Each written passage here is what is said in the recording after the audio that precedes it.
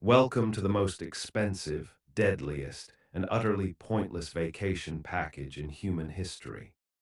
We're talking about the Crusades, the medieval equivalent of a spring break trip that lasted 200 years, cost millions of lives, and achieved approximately nothing except proving that religious tourism can literally kill you. Picture this, it's the year 1095 and Pope Urban II, yeah, that's his actual name, not his SoundCloud handle, decides that Christianity needs better marketing.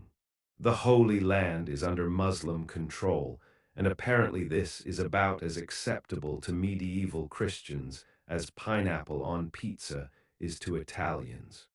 So what does our papal marketing genius do? He launches the world's first multi-level marketing scheme disguised as a holy war. The pitch was simple. Hey, wanna go on a fun adventure to the Middle East? You'll get to see exotic locations, meet interesting people, and probably die horribly of dysentery. But here's the kicker, if you die, all your sins are forgiven and you get a first-class ticket to heaven. It's like Expedia, but with more death and religious delusions. Let's be real here, this wasn't about religion. This was about Europe's ultimate midlife crisis. The continent was overpopulated, underfed, and full of unemployed knights who had nothing better to do than beat each other up over whose castle had the better moat. The Crusades were basically medieval anger management therapy, except instead of punching bags, they used actual people. The First Crusade kicked off in 1096, and right from the start, it was a disaster wrapped in a catastrophe with a side of what could possibly go wrong.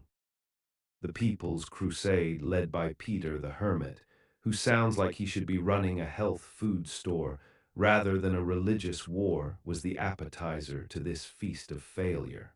Peter convinced thousands of peasants to follow him to Jerusalem, armed with nothing but farming tools and the power of prayer.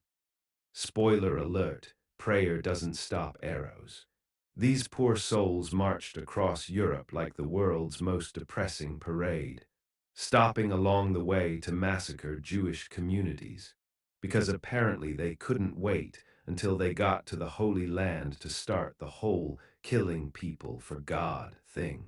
It's like they were practicing for the main event, except their practice victims were their own neighbors.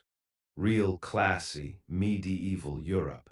The regular armies that followed weren't much better. Led by various nobles who saw this as an opportunity to grab some real estate and get their names in the history books, they stumbled their way across hostile territory like tourists who refused to buy a guidebook. The logistics alone should have been a red flag.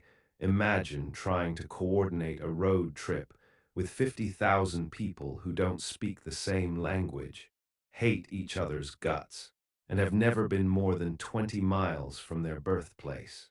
The Siege of Antioch in 1097 was where things got really special. The Crusaders spent 8 months trying to take the city, which is roughly 7 months and 29 days longer than anyone's attention span should last. They were so bad at siege warfare that they ended up besieging themselves when a Muslim relief army showed up. It's like trying to break into a house and accidentally locking yourself in the garage. But here's where it gets peak medieval stupid. They found a lance that they claimed was the holy lance that pierced Jesus' side. Never mind that there were already about 15 other, authentic, holy lances scattered across Europe.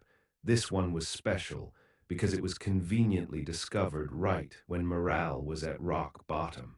It's the ancient equivalent of finding a motivational poster in a dumpster and declaring it divine intervention.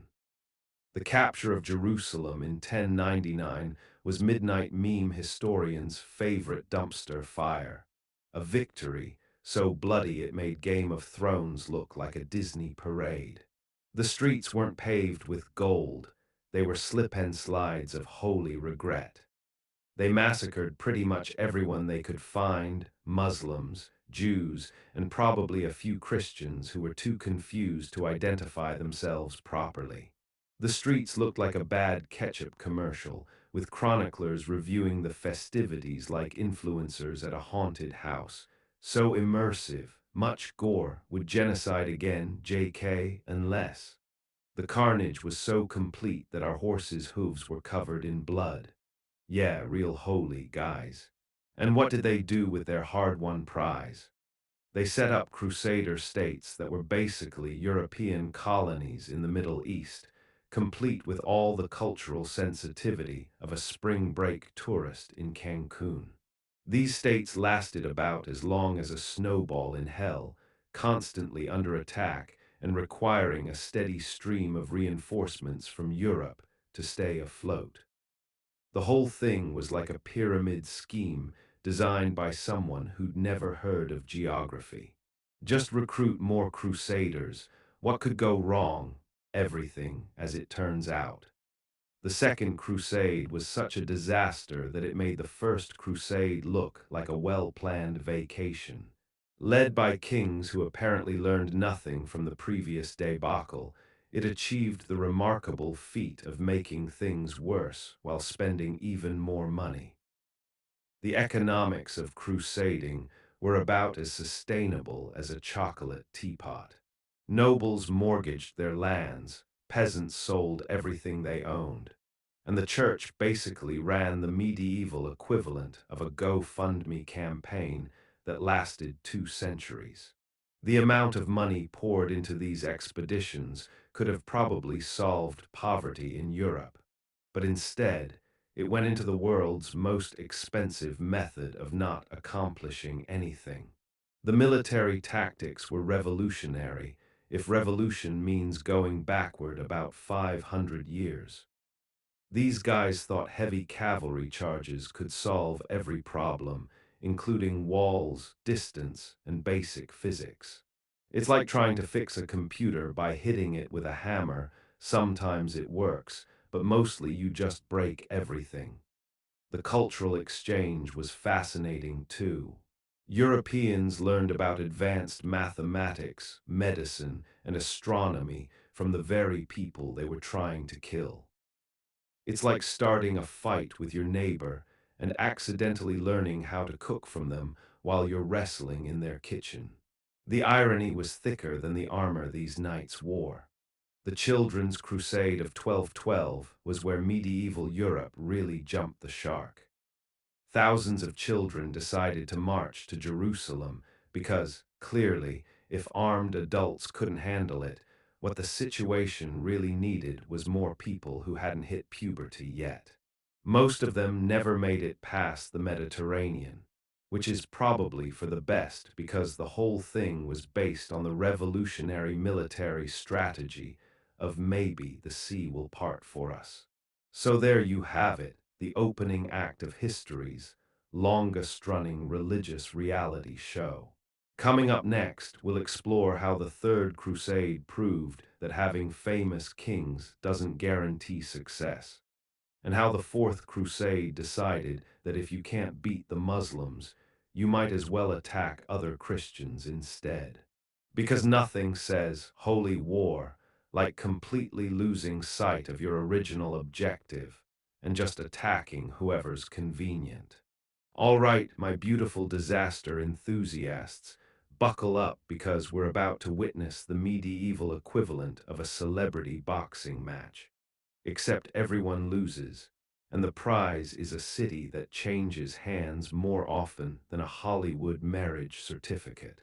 The Third Crusade kicked off in 1189, and boy oh boy did they bring out the big guns this time.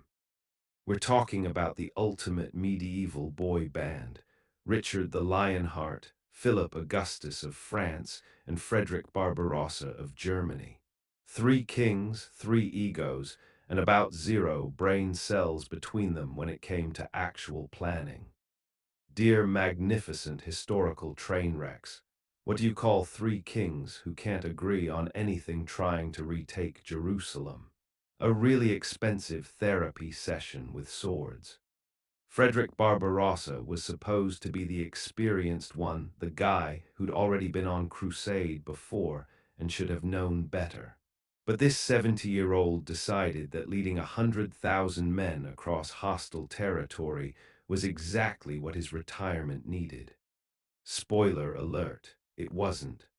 Old Fred literally drowned in a river in Turkey, and I'm not talking about some raging torrent or biblical flood. This dude drowned in the Salef River, which was basically a stream you could hop across.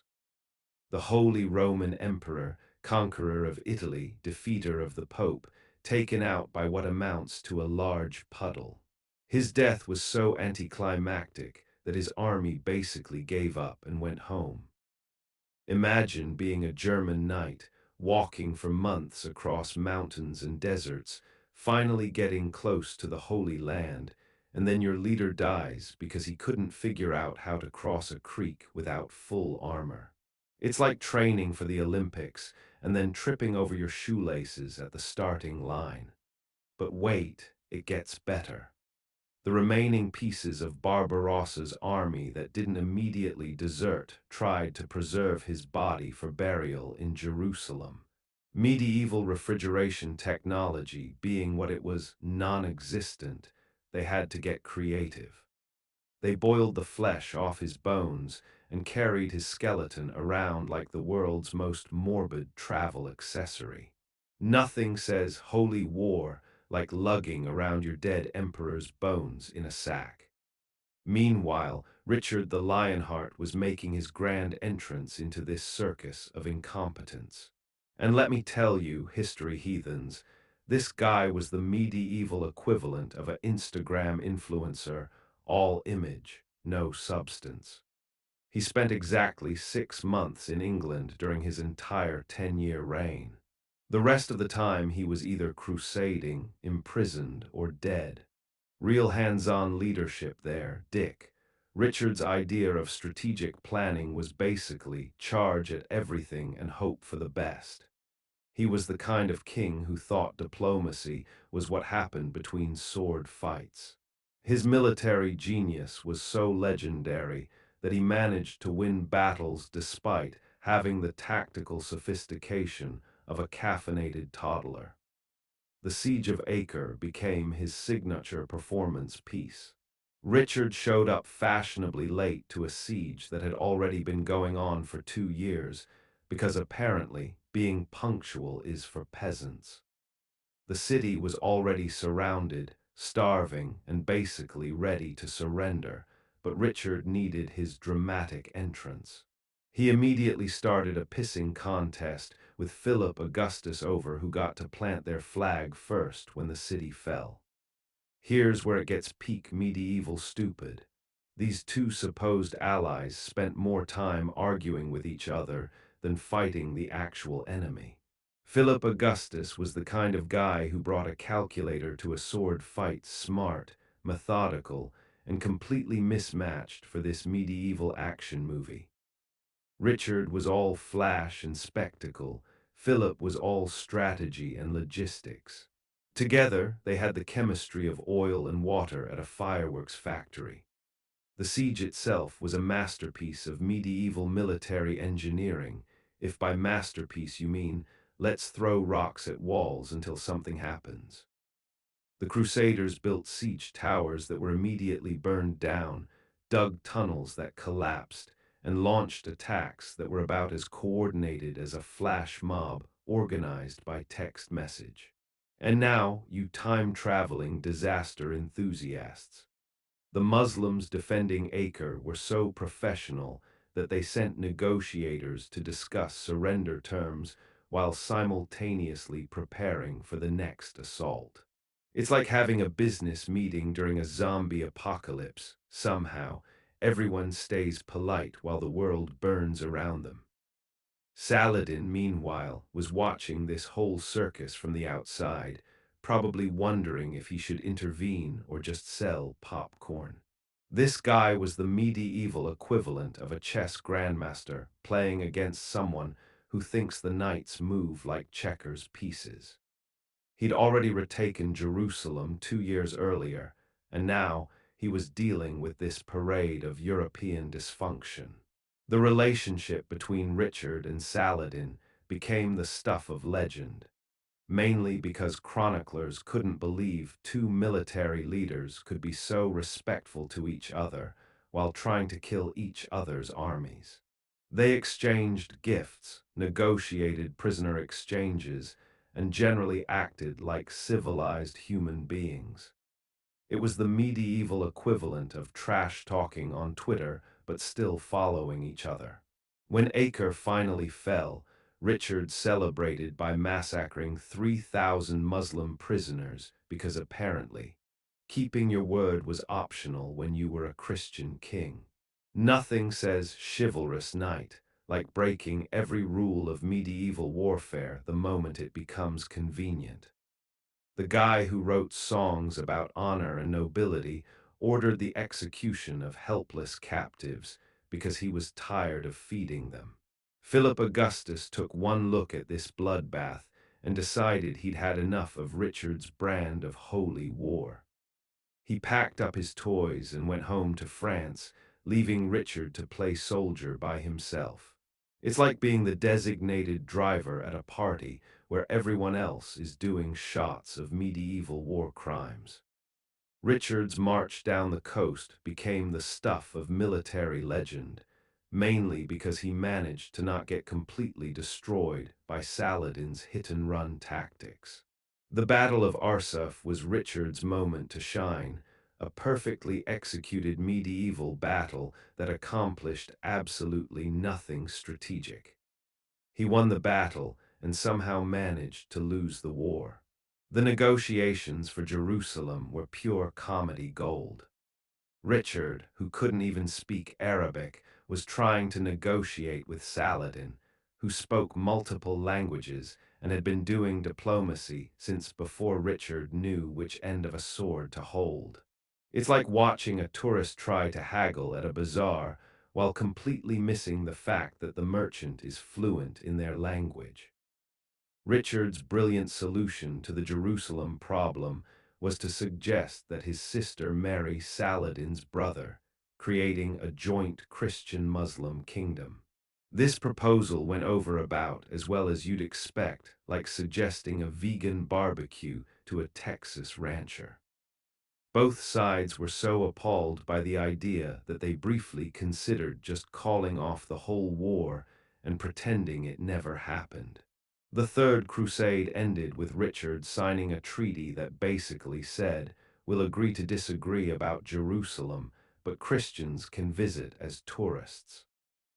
After 3 years of warfare, hundreds of thousands of deaths, and enough money to buy a small country, they achieved the right to be pilgrims. It's like starting a fight with your neighbor over property lines and settling for permission to walk past their house. Richard's journey home was the cherry on top of this disaster Sunday. He got shipwrecked, captured, and held for ransom by the same Holy Roman Empire whose previous emperor had drowned in a puddle trying to help him. The ransom was so enormous that England had to melt down church silver to pay it. The country literally had to pawn the family jewels to get their absentee king back.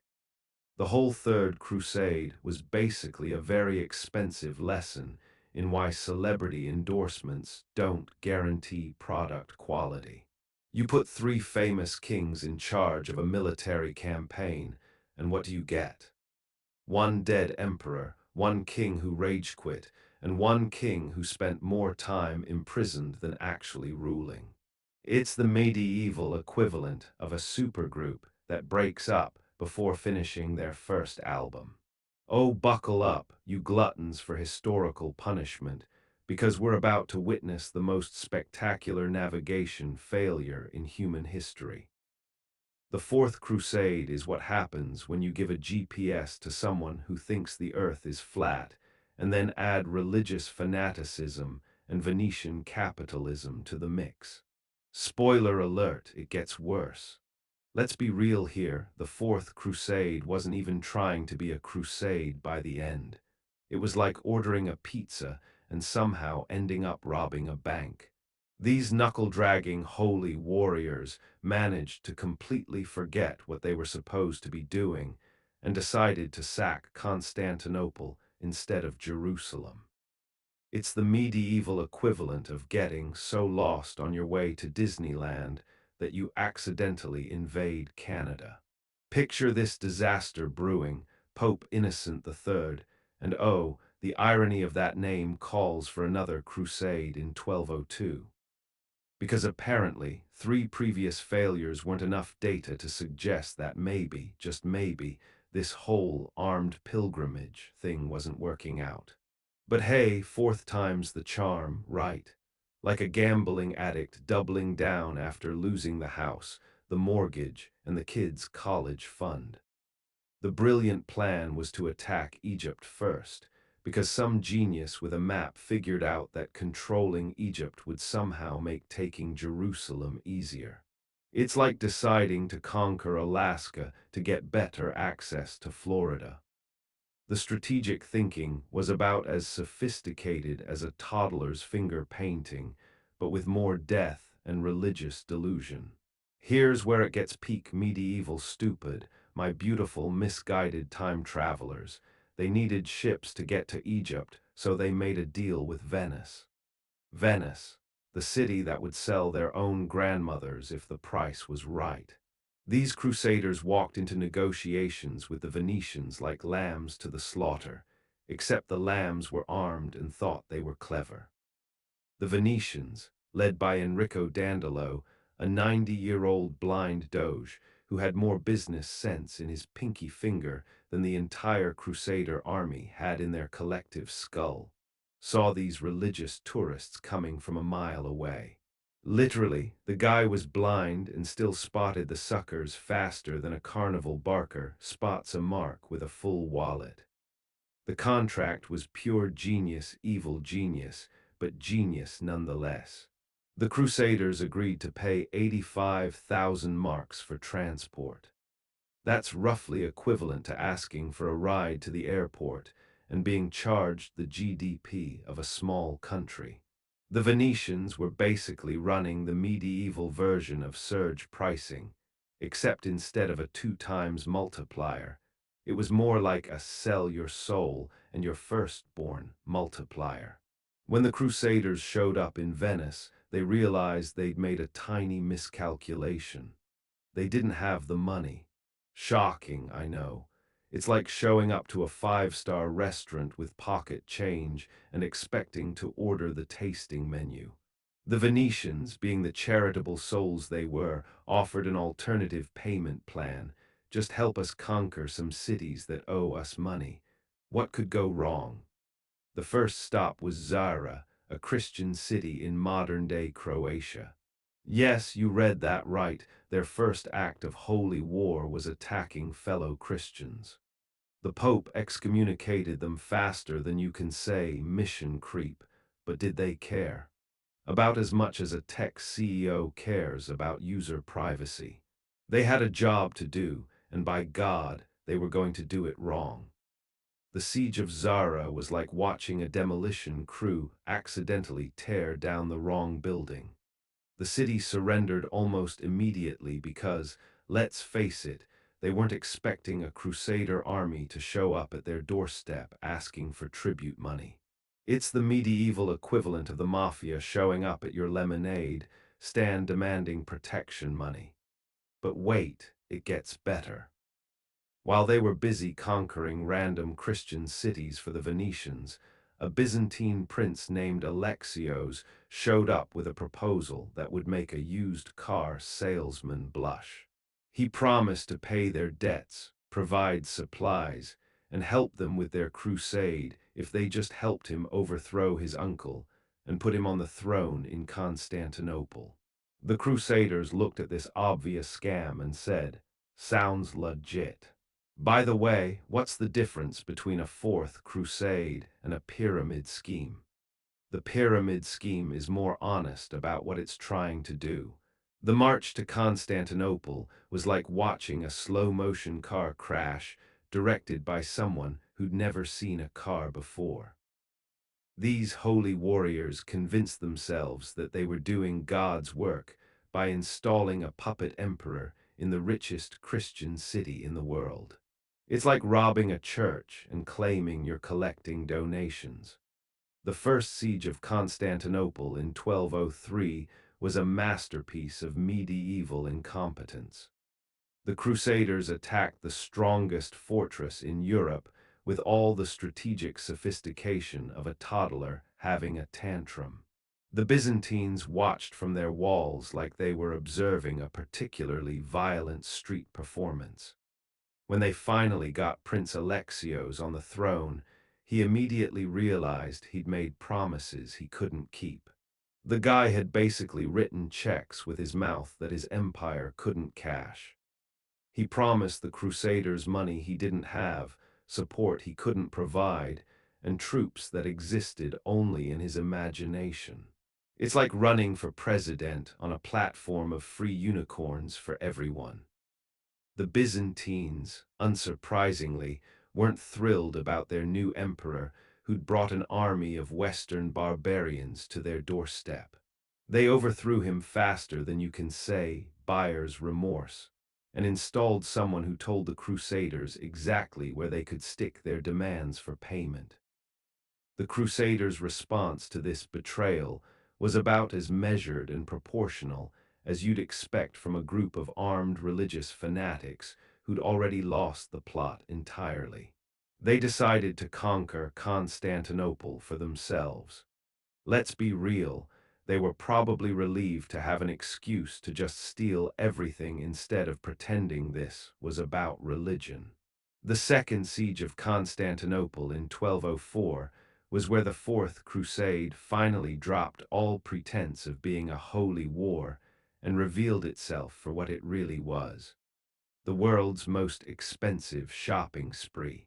These champions of Christ broke through the walls of the greatest Christian city in the world and proceeded to loot it like it was Black Friday at the Apocalypse store. The sack of Constantinople was midnight meme historian's dream episode. 3 days of looting so intense it would make a Black Friday shopper blush. Pro tip: if you're gonna betray fellow Christians, at least steal something useful, like Wi-Fi passwords. These holy warriors stole everything that wasn't nailed down, and then they got hammers. They melted down priceless artifacts, destroyed irreplaceable manuscripts, and generally acted like drunken tourists in a museum. The amount of art and knowledge destroyed was like burning down the Library of Alexandria, except this time it was supposed to be the good guys doing it. Here's where it gets really special, you dark history connoisseurs. They literally put a prostitute on the throne of the Patriarch of Constantinople and had her sing drinking songs while they ransacked the Hagia Sophia. The holiest church in Eastern Christianity became a medieval strip club with armed robbery as the main entertainment.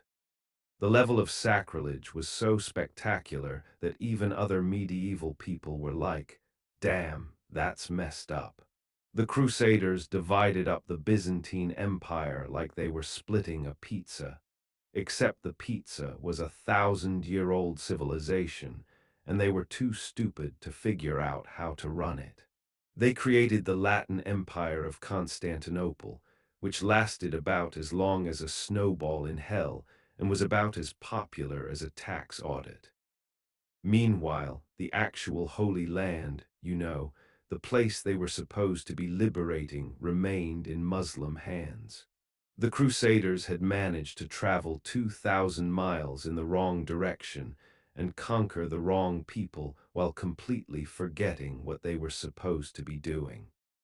It's like setting out for a job interview and somehow ending up robbing a bank in a different country. The Fourth Crusade achieved the impossible. It made the previous 3 Crusades look competent by comparison. They managed to destroy the one Christian empire that was actually successfully fighting Muslims, weaken Christianity's position in the East for centuries, and create a power vacuum that would eventually lead to the Ottoman conquest of Constantinople. It's like trying to fix a leaky faucet and accidentally burning down the entire neighborhood. The Pope's reaction to all this was basically the medieval equivalent of "this is fine," while everything burned around him. He was so horrified by what his holy warriors had done that he spent the rest of his papacy trying to pretend it never happened. It's like being a parent whose kids went to summer camp and accidentally started a war. Oh, Jesus Christ on a pogo stick, you volunteers for humanity's worst ideas. We've reached the absolute peak of medieval stupidity.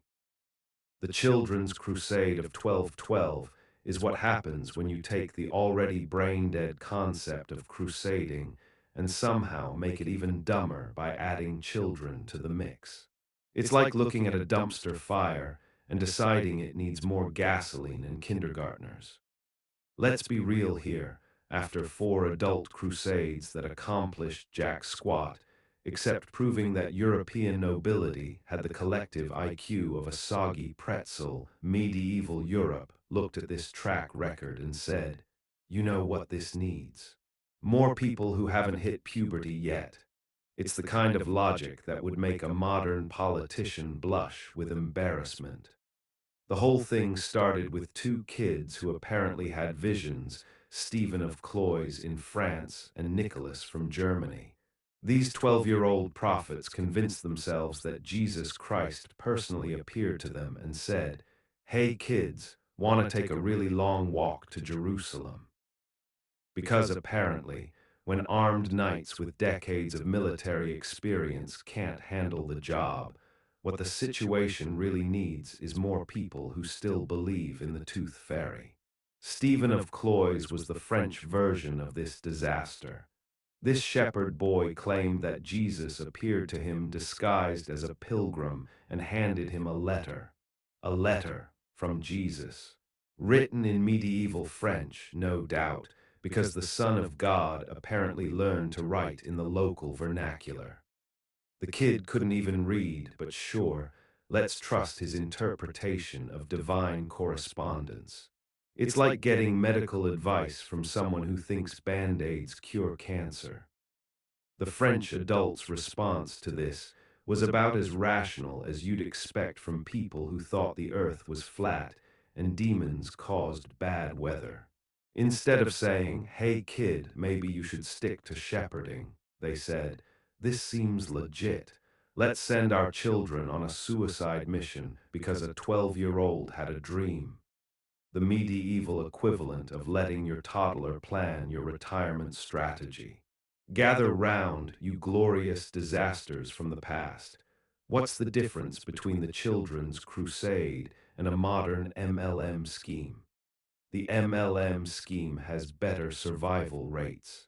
Stephen gathered about 30,000 French kids, yes, 30,000, to march to Jerusalem.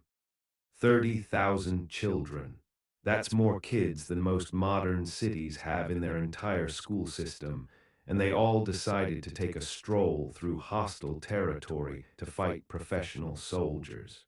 The logistics alone should have been a red flag bigger than a Soviet parade, but apparently common sense was in shorter supply than soap in medieval Europe. The plan was pure genius, and by genius, I mean the kind of plan you'd expect from someone whose brain hasn't fully developed yet. They were going to march to the Mediterranean Sea, command it to part like Moses did with the Red Sea, walk across the sea floor to the Holy Land, and then politely ask the Muslims to convert to Christianity. It's like planning to fly to the moon by flapping your arms really hard while standing on a stepladder. Meanwhile, in Germany, Nicholas was running his own version of this circus. This kid claimed that Jesus told him to lead a crusade of German children to Jerusalem, where they would peacefully convert the Muslims through the power of pure innocence and really good vibes. It's the medieval equivalent of thinking you can stop a war by sending the enemy a strongly worded letter written in crayon. The German adults were just as brilliant as their French counterparts. They looked at Nicholas's plan and said, "This 12-year-old clearly has better strategic thinking than our professional military commanders. It's like choosing your brain surgeon based on a drawing your nephew made with finger paints." Both groups set off on their respective journeys with all the preparation of a flash mob organized by smoke signals. No food supplies, no military escort, no maps, no plan for what to do when they inevitably ran into problems. They just started walking and hoped for the best. It's the medieval equivalent of trying to climb Mount Everest in flip-flops because you saw it in a movie once. The French kids made it to Marseille, where they expected the Mediterranean to part for them. Spoiler alert, it didn't. The sea remained stubbornly liquid, probably because it hadn't received the memo about their divine mission.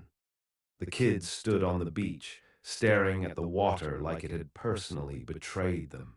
It's like showing up to a potluck with nothing but expectations and being surprised when there's no food. When the miracle didn't happen, most of the kids realized they'd been played harder than a violin at a wedding. The smart ones went home to face the wrath of parents who'd probably spend the next decade reminding them of this particular lapse in judgment. The lucky ones got adopted by Mediterranean entrepreneurs, red. Pirates who missed career day. Let's be real, the slave traders were probably thinking, this is too easy. Are we being pranked? Did someone actually send us 30,000 kids with no adult supervision? This has to be some kind of elaborate joke. But no, medieval Europe had actually managed to deliver pre-packaged victims directly to the people who made a living selling humans. It's like Amazon, but for human trafficking. The German kids didn't fare much better. They marched through the Alps in the middle of winter because apparently hypothermia was just another minor obstacle to overcome through the power of prayer. Many of them died of exposure, starvation, and the kind of diseases that come from traveling with 30,000 people who don't understand basic hygiene. It's like planning a camping trip and forgetting to bring tents, food, or any basic survival equipment. Nicholas himself disappeared somewhere in Italy, probably after realizing that his divine mission had turned into a medieval horror movie. Some sources say he made it to Rome, where the Pope told him to go home and come back when he was old enough to vote. Others say he died along the way, which would make him history's youngest failed military commander. Either way, his legacy is basically being the medieval equivalent of that kid who convinced everyone to jump off a bridge because he saw it in a cartoon. The whole children's crusade reads like a medieval version of Lord of the Flies, except instead of being stranded on an island, they voluntarily walked into a continental-sized death trap. The adults who let this happen were either incredibly gullible or desperately trying to get rid of their kids without looking like bad parents. Oh, little Timmy wants to walk to Jerusalem. Sure, honey, have fun storming the castle. The aftermath was about as you'd expect from sending children to do a job that had already defeated professional armies 4 times in a row. Most of the kids who survived the journey ended up as slaves, servants, or cautionary tailies. The ones who made it home found that their parents had either moved away in shame or pretended they'd never had children in the first place. It's like coming home from the worst summer camp ever to find your parents have changed the locks and moved to a different country. The Pope's official response to this disaster was basically, well, that was unfortunate. Let's pretend it never happened and maybe try sending adults next time. Innocent the Third, who'd already had to deal with the Fourth Crusade's spectacular failure, was probably wondering if he should consider a career change. Maybe teaching Sunday school was more his speed. The Children's Crusade became the medieval equivalent of a viral TikTok challenge, except instead of dancing badly or eating Tide Pods, it involved walking across Europe to fight professional soldiers. The death toll was never officially counted, probably because medieval record keeping was about as reliable as a chocolate teapot. But estimates suggest that most of the kids never made it home. Here's where it gets really special, you dark history connoisseurs. Some historians think the whole thing was a scam from the beginning. There's evidence that the divine visions were actually adult con artists manipulating gullible children for profit. It's like discovering that the Tooth Fairy is actually a loan shark with a marketing degree. The kids weren't just victims of their own naivety, they were marks in history's most elaborate child trafficking scheme. All right, you beautiful misguided time travelers, strap in for the Fifth Crusade, where medieval Europe looked at 4 consecutive failures and said, "You know what we need. More of the same, but this time let's attack Egypt." It's like watching someone lose their life savings at a casino and deciding the solution is to mortgage their house and bet it all on red. Spoiler alert, it gets worse. Pope Innocent III was dead by this point, probably from stress-induced aneurysms caused by watching his previous crusades turn into medieval clown shows.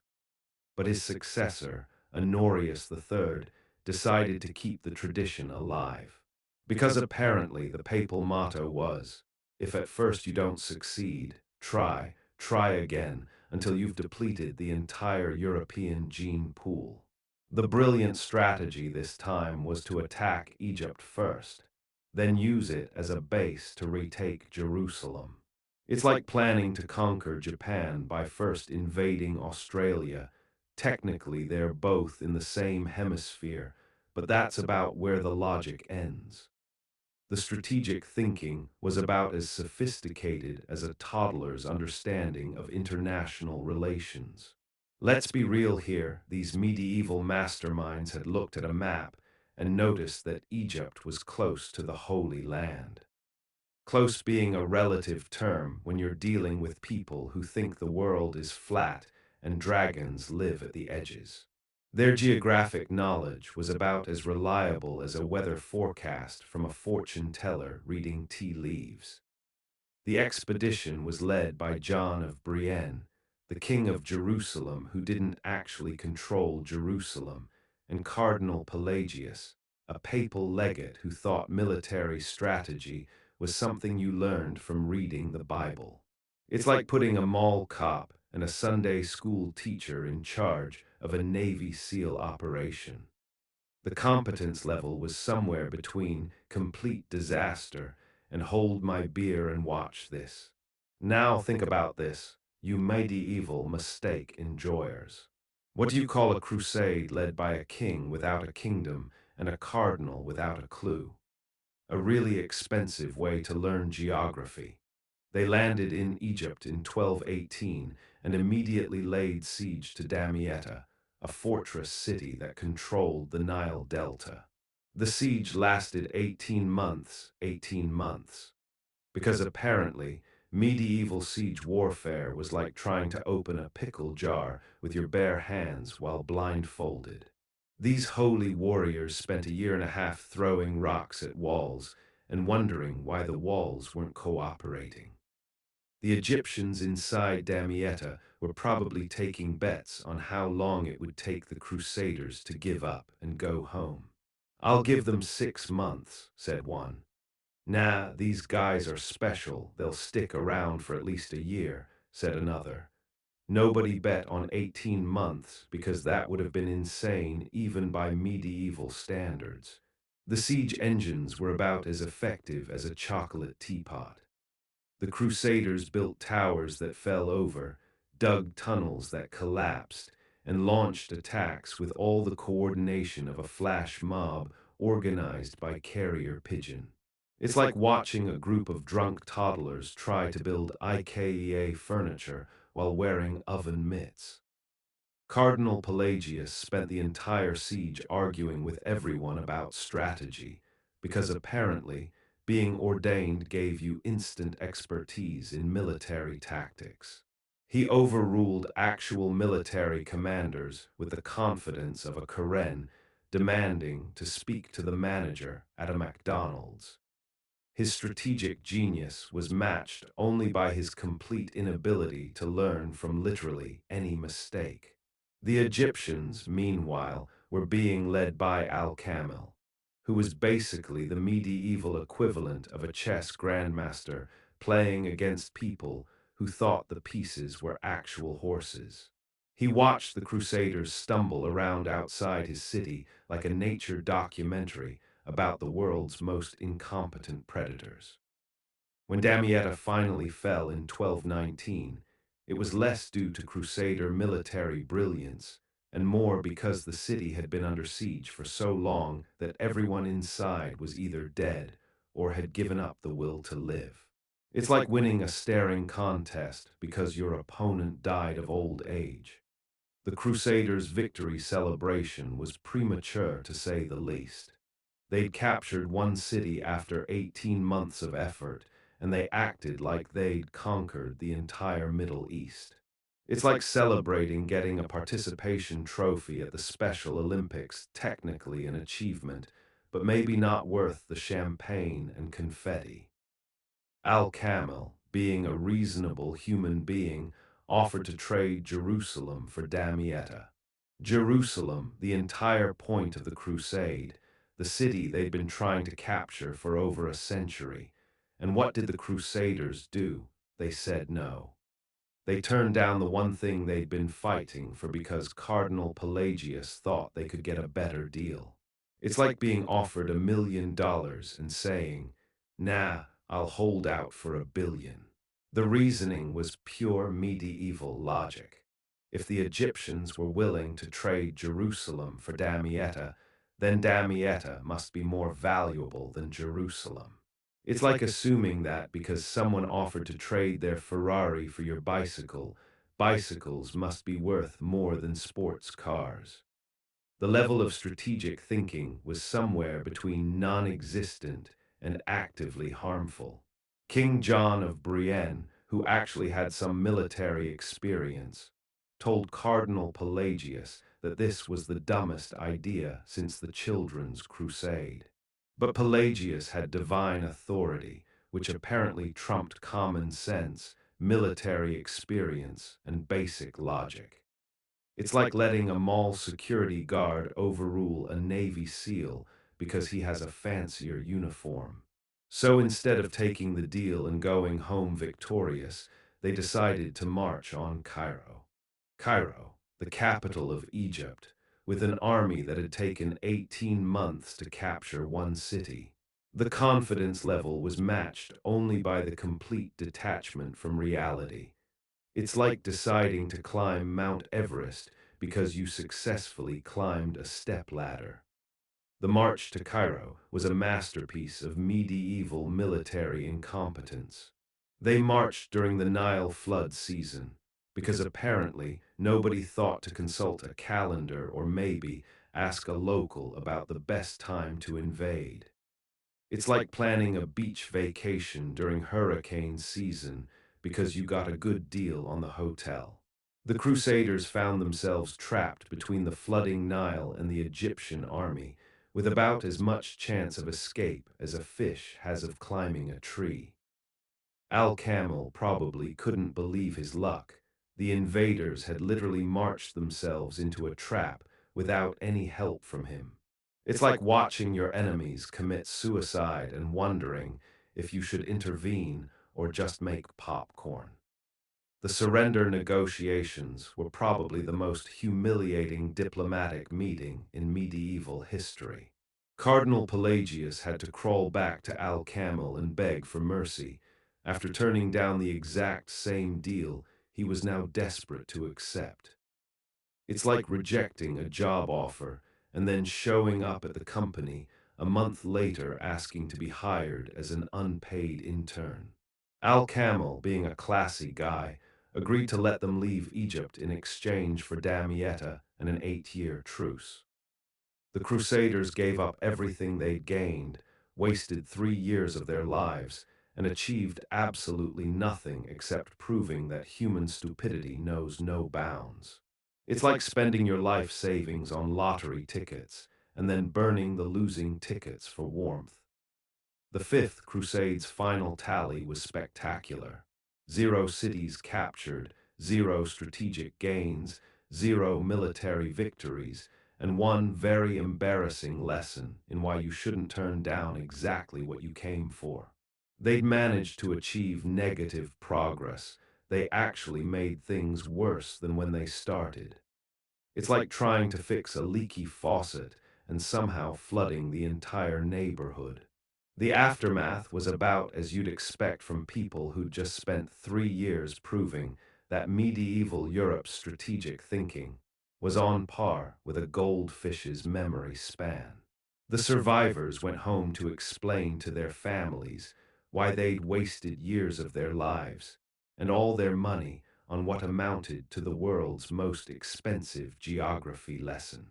Hold on to your helmets, you students of humanity's dumbest decisions, because we're about to witness the most bizarre plot twist in crusading history. The Sixth Crusade actually worked. No, I'm not having a stroke, it literally succeeded. And the best part, nobody fought anybody. It's like watching a Michael Bay movie where the explosions are replaced with paperwork and reasonable discussion. Emperor Frederick II of the Holy Roman Empire looked at 5 consecutive crusading disasters and had what can only be described as the most radical thought in medieval history.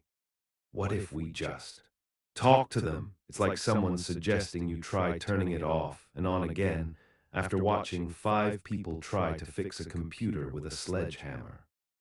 Frederick was already excommunicated by the Pope before he even left Europe, which tells you everything you need to know about how seriously the Church took the idea of actually succeeding at a crusade. The Pope was so committed to the traditional method of failing spectacularly that he literally banned Frederick from crusading, because Frederick might actually accomplish something. It's like being fired from your job for being too competent. Let's be real here, Frederick II was everything the previous Crusader leaders weren't. He spoke Arabic, understood Middle Eastern politics, and had this crazy idea that maybe you could achieve your goals without killing everyone in sight. In medieval Europe, this level of competence was so rare it was basically a superpower. It's like being the only person in a zombie apocalypse who remembers that zombies are attracted to noise.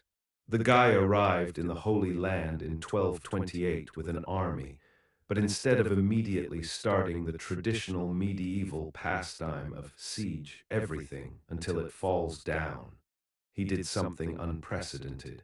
He sent a letter to Al-Kamil suggesting they work something out. A letter with actual diplomatic language. The Muslim world was probably like, wait, is this the same species that spent the last century and a half trying to bash our walls down with their foreheads? Al-Kamil, who by this point had dealt with enough European military genius to write a comedy book, was initially suspicious. After all, every previous Crusader leader had about as much diplomatic subtlety as a brick through a window. He was probably thinking, this has to be a trap. Europeans don't negotiate, they show up, wave swords around, and then die of dysentery. But Frederick kept sending letters, and they were actually intelligent. They discussed philosophy, mathematics, and statecraft. It was like watching 2 adults have a conversation after years of listening to toddlers argue about who gets the last cookie. The intellectual level was so high compared to previous crusades that it probably gave Al-Kamil whiplash. Let me ask you this. What's the difference between the Sixth Crusade and the first 5? The Sixth Crusade remembered that brains are more effective than battering rams. The negotiations were conducted in Arabic, which Frederick spoke fluently. This blew Muslim minds across the Middle East. A European leader who could actually communicate without an interpreter, who understood their culture and religion. It was like meeting a unicorn that could also do your taxes. The novelty was so shocking that word spread faster than gossip at a medieval court. Meanwhile, back in Europe, Pope Gregory IX was having an absolute meltdown. His excommunicated emperor was about to achieve what 5 previous crusades had failed to accomplish, and he was doing it through negotiation rather than righteous slaughter. The Pope was probably thinking, this is not how this is supposed to work. Where's the bloodshed? Where's the divine intervention? Where are the martyrs? The treaty negotiations were refreshingly straightforward. Frederick wanted Jerusalem and the major pilgrimage routes. Al-Kamil wanted peace and recognition of Muslim rights in the city. They sat down like reasonable adults and worked out a deal that satisfied both parties. It's like watching a divorce settlement where both people actually read the paperwork and nobody tried to hide assets in the Cayman Islands. The Treaty of Jaffa in 1229 was probably the most sensible document produced in the entire crusading period. Jerusalem would be returned to Christian control, but Muslims could still worship at their holy sites. Pilgrims from both religions could travel safely. It was a win-win situation, which explains why everybody hated it. The Christian reaction to Frederick's success was about as gracious as you'd expect from people who'd spent over a century failing at the same task. Instead of celebrating, they complained that he hadn't conquered the city properly. There wasn't enough bloodshed. Where were the glorious battles? How dare he achieve their goals efficiently and peacefully? It's like complaining that your surgeon removed your appendix without causing enough pain. The Patriarch of Jerusalem refused to crown Frederick king in the Church of the Holy Sepulchre because he was excommunicated. So Frederick just crowned himself, which was probably the most metal thing any Crusader leader had ever done. It's like showing up to your own wedding after everyone else boycotted it and marrying yourself. The confidence level was off the charts. The Muslim reaction was equally confused. They'd been preparing for another wave of European military incompetence, and instead they got a reasonable negotiation that respected their interests. Al-Kamil probably spent weeks waiting for the other shoe to drop, expecting Frederick to suddenly reveal that this was all an elaborate setup for a surprise attack. But no, Frederick actually kept his word. In the medieval Middle East, this was so unusual it was practically miraculous. The success of the Sixth Crusade created an existential crisis for the entire concept of crusading. If you could achieve your goals through negotiation, what was the point of all the previous bloodshed? It's like discovering that you can open a pickle jar by turning it the other way after spending years trying to smash it with a hammer. The Templars and Hospitallers, the military orders who built their entire identity around fighting Muslims, were particularly unhappy with this outbreak of peace. Their business model was based on perpetual conflict, and Frederick had just negotiated away their reason for existing. It's like being a pest control company and watching someone solve the bug problem by having a reasonable conversation with the insects. Frederick's reign in Jerusalem lasted all of 2 days before he had to rush back to Europe to deal with the Pope's attempt to invade his territories. Yes, while Frederick was successfully crusading, the Pope was trying to conquer his lands. The irony was thicker than medieval porridge. It's like your boss firing you for being too good at your job and then trying to steal your office supplies. The brief success of the Sixth Crusade highlighted everything that was wrong with the previous attempts. A single intelligent leader who bothered to learn about his opponents had achieved more in months than 5 previous crusades had managed in decades. It's like watching someone solve a Rubik's Cube in 30 seconds after watching 5 people try to solve it with a blowtorch. The treaty held for about 10 years, which in crusading terms was practically forever. During this time, Jerusalem was peaceful, trade flourished, and pilgrims from both religions visited safely. It was a golden age of coexistence that proved the whole crusading concept had been unnecessary from the beginning. If reasonable people could share Jerusalem, what had the previous century and a half of warfare been about? The answer, of course, was that it had never been about Jerusalem. It had been about European power politics, papal authority, and the medieval equivalent of virtue signaling. The Sixth Crusade's success was embarrassing because it revealed that the previous Crusades had been elaborate exercises in missing the point. It's like discovering that your 60-year marriage problems could have been solved with a single conversation. The end of Frederick's treaty marked the beginning of the end for the Crusader states. Without the constant influx of European reinforcements motivated by religious fervor, the remaining Christian territories in the Holy Land became increasingly vulnerable. It turns out that sustainable peace requires both parties to want it, and most of Europe preferred their crusades with more drama and less success. The legacy of the Sixth Crusade is a masterclass in how competent leadership can achieve seemingly impossible goals. Frederick proved that understanding your opponents, respecting their culture, and negotiating in good faith could accomplish more than any amount of military force. It's a lesson that medieval Europe immediately forgot and spent the next several centuries unlearning. Sweet merciful Jesus, you volunteers for humanity's worst ideas. We've reached the point where medieval Europe looked at 6 previous crusades, 5 failures, and 1 embarrassing success, and said, you know what? Let's let the French handle this. It's like watching someone burn down 5 houses trying to cook dinner and then handing them the keys to the entire neighborhood. King Louis VII of France, yeah, that's actually his name, not a typo, had apparently been taking notes on how to fail spectacularly and decided he wanted to set the gold standard for crusading incompetence.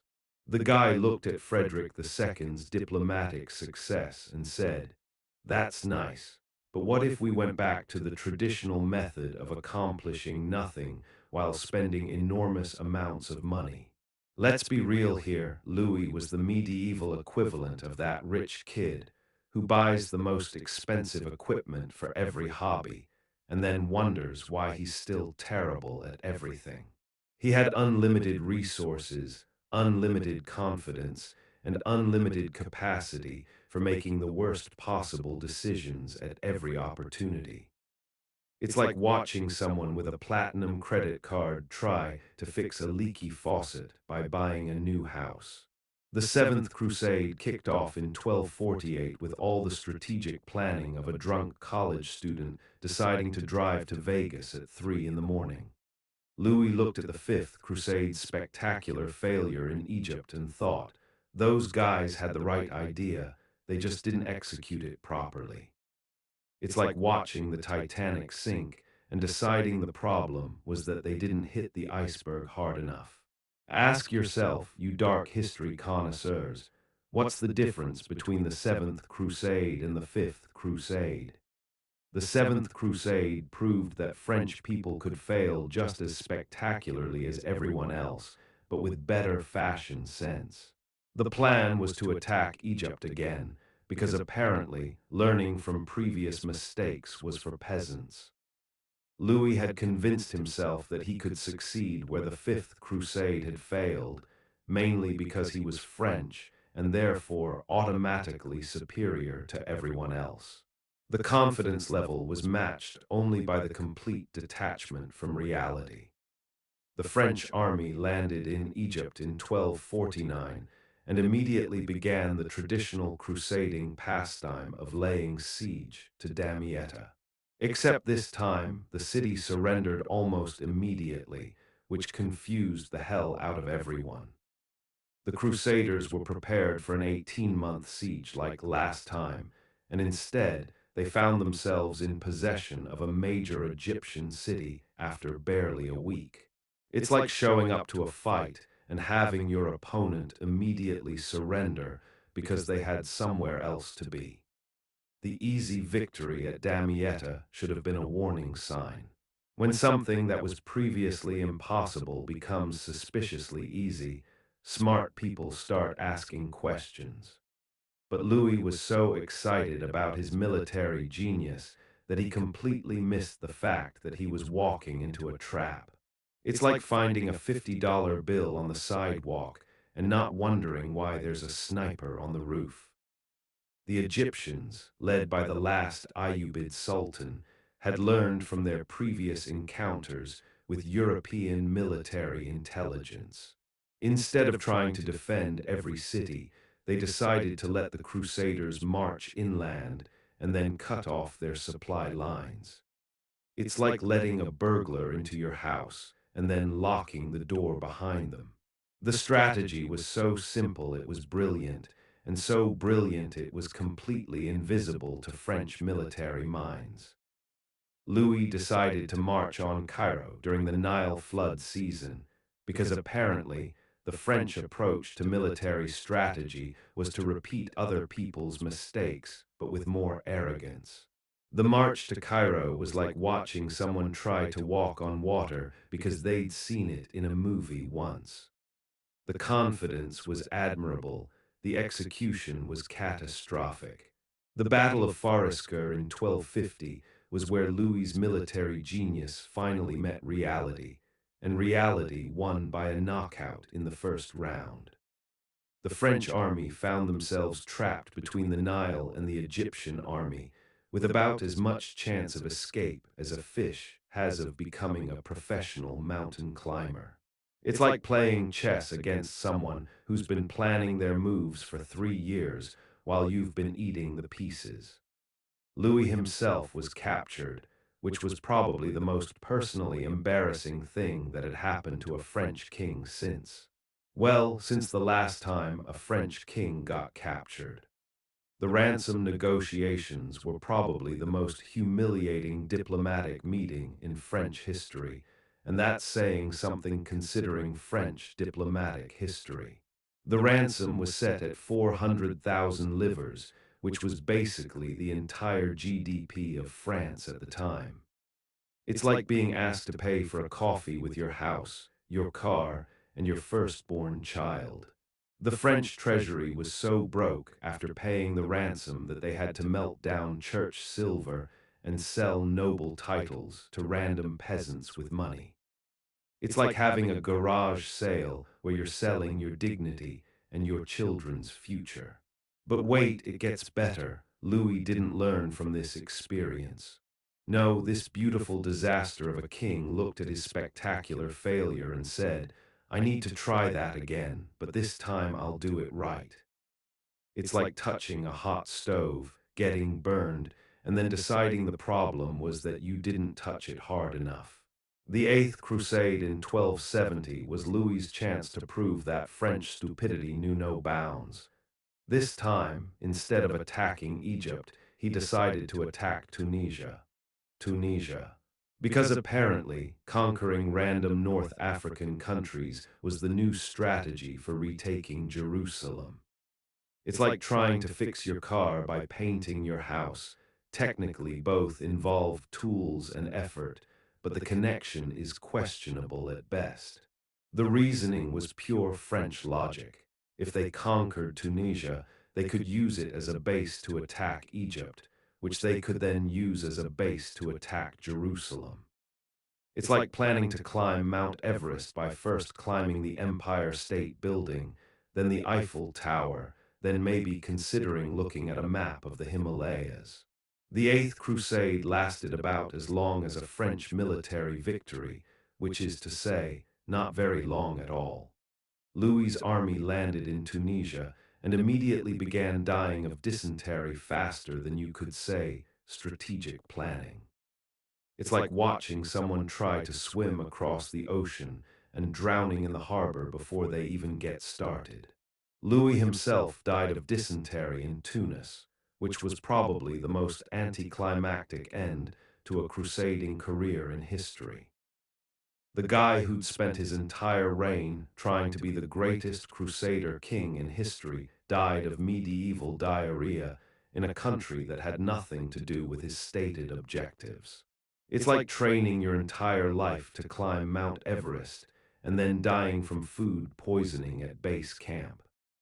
The French army's response to their king's death was about as organized as you'd expect from people who'd followed him into two consecutive disasters.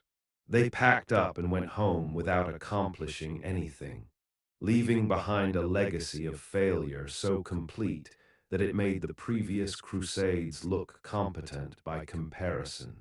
The economic impact of Louis's crusading adventures was devastating for France.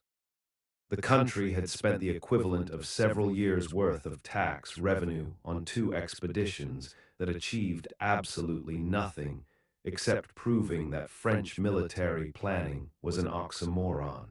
It's like spending your life savings on lottery tickets and then being surprised when you don't win. The political impact was equally catastrophic. Louis's reign was defined by his crusading failures, and his death in Tunisia marked the end of French leadership in the crusading movement. It's like being remembered as the guy who invented a better way to fail at everything you attempt. The legacy of Louis's crusades is a masterclass in how not to conduct military operations. Two expeditions, two complete failures, one captured king, one dead king, and a French treasury so empty it echoed. It's like watching someone try to juggle flaming torches while riding a unicycle on a tightrope, except the torches are made of money and the unicycle is on fire. The Eighth Crusade's failure marked the effective end of the crusading movement as a serious military endeavor. After Louis's death, European enthusiasm for throwing money and lives at the impossible dream of permanently conquering the Holy Land finally began to wane. It only took them 2 centuries and 8 major expeditions to figure out that maybe this wasn't working. All right, you magnificent historical train wrecks, we've reached the grand finale of the crusading spectacular, the fall of Acre in 1291. After 2 centuries of European military genius, the last major crusader stronghold in the Holy Land was about to fall to the Mamluks, and with it, the entire fantasy that Europeans could permanently colonize the Middle East through the power of religious delusion and really bad strategic planning. The Mamluks, led by Al-Ashraf Khalil, had been watching the Crusader states slowly collapse for decades like a nature documentary about the world's most incompetent predators. These guys were professional soldiers who'd been bred for warfare, and they were facing the descendants of people who thought cavalry charges could solve architectural problems. It wasn't even a fair fight. It was like watching Navy SEALs play paintball against a church youth group. Let's be real here, by 1291, the Crusader states were basically medieval Florida, full of old Europeans, constantly under attack, and surviving mainly through the delusion that things would somehow get better if they just held on long enough. The writing had been on the wall for decades, but apparently, Crusader literacy rates were about as impressive as their military strategy. The city of Acre had been the capital of the Rump Crusader state for over a century, ever since Saladin had retaken Jerusalem in 1187. It was like being the manager of a blockbuster video in 2010, technically still in business. but everybody knew how this was going to end. The Crusaders had been living on borrowed time, borrowed money, and borrowed credibility for so long that they'd forgotten what actual success looked like. Think for a moment. What's the difference between the Crusader states in 1291 and a zombie? The zombie is more likely to make intelligent strategic decisions. The Siege of Acre began in March 1291, and right from the start, it was clear that this wasn't going to be another one of those 18-month affairs where both sides forgot what they were fighting about. The Mamluks showed up with proper siege equipment, actual military engineers, and a strategic plan that extended beyond charge at the walls and hope for the best.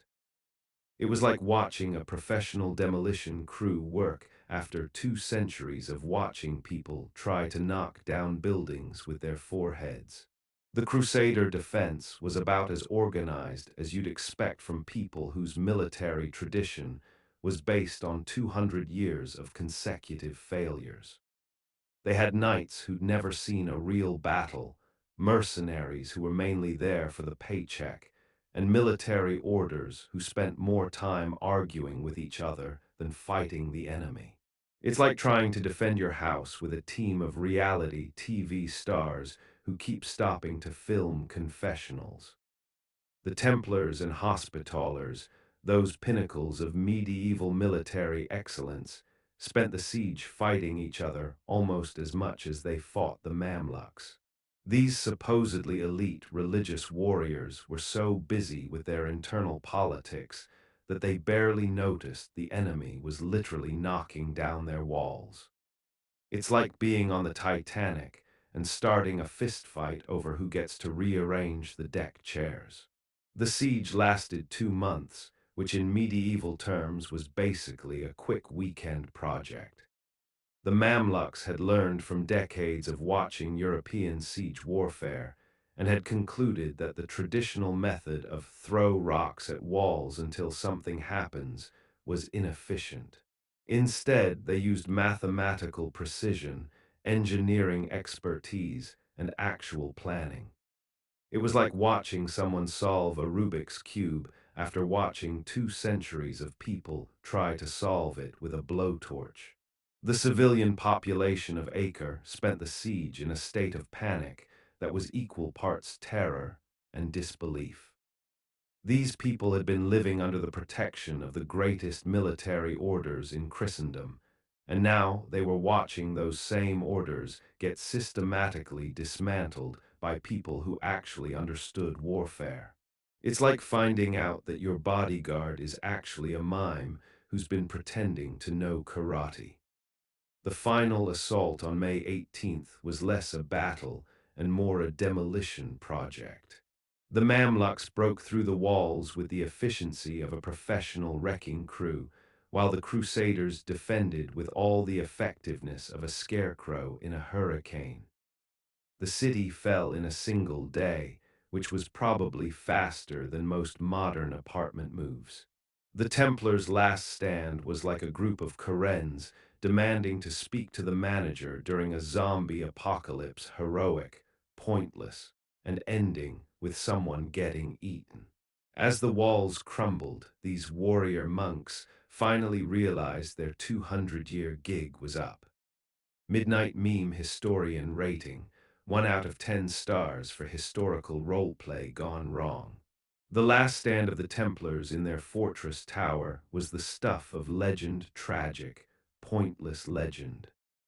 These guys fought to the death defending a building that was already lost, in a city that was already lost, in a kingdom that had been lost for over a century. It's like being the last person to leave a party that ended 3 hours ago, except the party was your entire civilization, and the cleanup crew was armed with swords. The death of William of Beaujeu, the Grand Master of the Templars, marked the end of an era. This guy had spent his entire career trying to hold together a military order that was essentially a medieval insurance company for people who wanted to feel good about systematic failure. His last words were probably something like, Well, this could have gone better. The evacuation of Acre was chaos on the scale of a medieval reality show. Ships packed with refugees, nobles abandoning their retainers, and merchants trying to salvage their investments from 2 centuries of bad decision-making. It was like watching the end of Spring Break, if Spring Break had lasted 200 years and involved significantly more death. The Mamluks' systematic destruction of the remaining Crusader fortifications was like watching a professional cleanup crew work. They didn't just capture the cities, they demolished them to ensure that no future group of European tourists would get the bright idea to try this again. It's like not just evicting bad tenants, but tearing down the entire building to make sure they don't come back. The fall of the last Crusader strongholds in 1291 was Midnight Meme historians' definition of epic fail. 2 centuries of effort, gone faster than a tick-tock trend. The Mamluks didn't just win, they left a Yelp review. Would not crusade again. Castles that had taken decades to build were reduced to rubble in days. It's like watching someone delete a video game save file that they'd been working on for years, except the save file was an entire civilization, and the delete button was a very efficient army.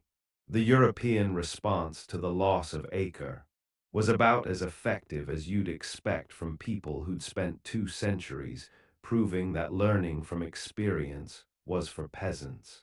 There were calls for new crusades, plans for reconquest, and proposals for better organization. It's like watching someone whose house just burned down start planning to build a new house in the same spot, using the same materials that caused the first fire. The economic impact of the crusading failure was devastating for Europe.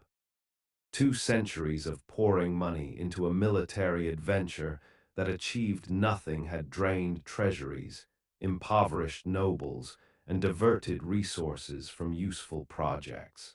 It's like spending your retirement savings on lottery tickets and then being surprised when you're broke and old. The political impact was equally significant.